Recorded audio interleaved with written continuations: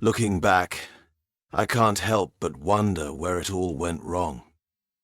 How did I not see it sooner? My name's Ethan, and for the longest time, I thought I had the perfect life. I met Camilla when I was 30. She was 19, full of life, laughter, and a kind of carefree spirit I found intoxicating. To me, she was everything I thought I needed, someone who could balance out my steady, practical personality. I fell hard and fast, convinced that this young, vibrant woman would bring color to my otherwise predictable world. It didn't take long for reality to set in. We'd only been dating a few months when Camilla told me she was pregnant. The news hit me like a freight train, but I knew what I had to do. I loved her, or at least I thought I did, and I wanted to do the right thing. We got married in a small ceremony, just us and a few close friends. I worked harder than ever to provide for our new family, putting in extra hours at work while Camilla switched to part-time classes at college. She said she wanted to finish her degree, but it quickly became clear that her focus was elsewhere.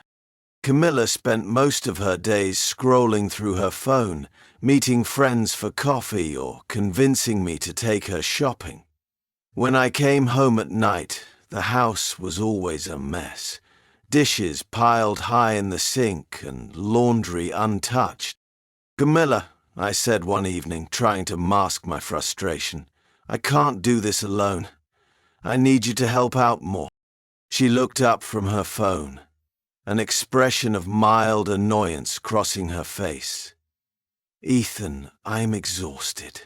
You don't understand how hard it is to be pregnant." Her words stung, but I swallowed my anger. I told myself things would get better once the baby arrived. She just needed time to adjust. When Isabel was born, I was over the moon. Holding her for the first time, I felt an overwhelming sense of purpose. I promised myself I'd give her everything she needed to thrive. But Camilla seemed distant, almost indifferent. She went through the motions, but it was clear her heart wasn't in it. "The little girl? Can you feed her?" I asked one evening, as Isabel cried in her bassinet. Camilla didn't even look up. "I'm too tired. You do it." I wanted to yell, to ask her what she thought parenting was supposed to be, but instead, I picked up Isabel and fed her myself, telling myself that Camilla would come around eventually. She didn't. As Isabel grew older, Camilla's disinterest turned into outright negligence. She spent more time out with friends than she did at home. When she was around, she spoiled Isabel with expensive clothes and toys, treating her more like a little sister than a daughter. By the time Isabel turned 13, the divide in our family was undeniable.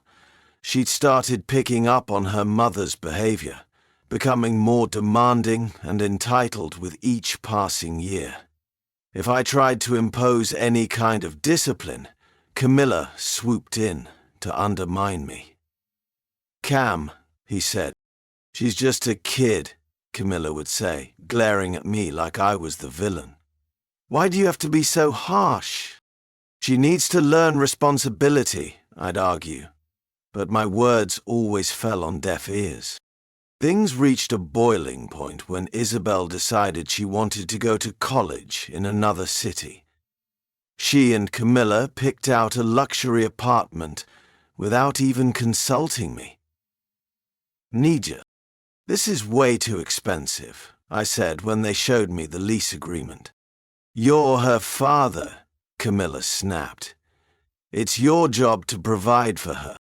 Her words made my blood boil. I'd been working myself to the bone for years to keep this family afloat, and yet it was never enough. But the worst was yet to come. One Thursday evening, I came home early from work. The house was unusually quiet.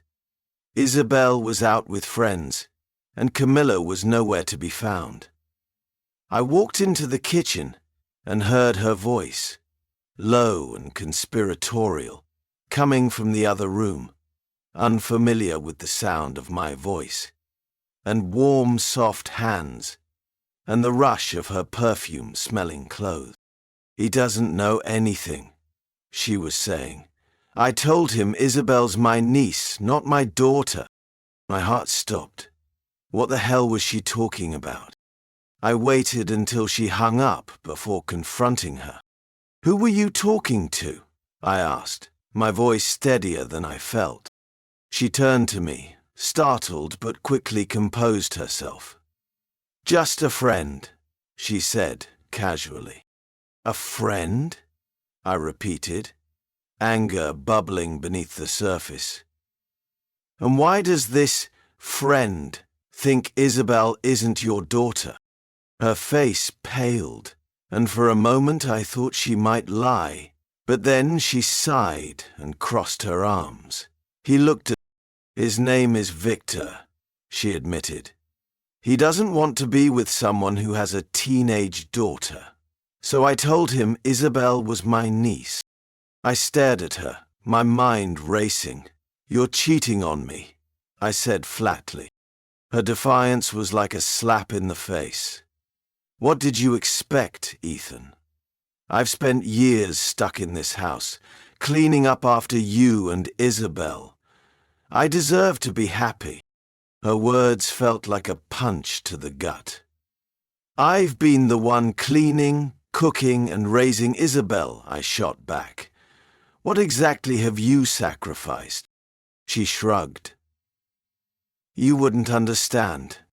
I walked out of the room, too angry to speak. That night, I lay awake in the guest room, replaying the conversation over and over. By morning, I knew what I had to do. The divorce was messy. Camilla tried to paint herself as a devoted wife and mother, but her lies quickly unraveled. The final blow came when the results of a paternity test revealed that Isabel wasn't my daughter. Hearing those results felt like a knife to the heart. For 16 years, I'd poured my soul into raising Isabel, only to find out she wasn't even mine. Camilla's reaction? A casual shrug. "You loved her anyway, didn't you?" she said, as if that made everything okay. I couldn't even respond. After the divorce, I made some hard decisions. I set up a modest trust for Isabel to cover her basic needs. But that was it. Camilla moved into a small apartment, her new boyfriend having left her when he found out the truth. As for me, I started over. I met someone new. A woman named Sophia, who values the simple things in life. We spend our evenings walking by the river or cooking meals together. For the first time in years, I feel at peace. Life didn't turn out the way I expected, but I've learned to find joy in the little things. And I've realized that sometimes losing what you thought you needed is the only way to find what you truly deserve.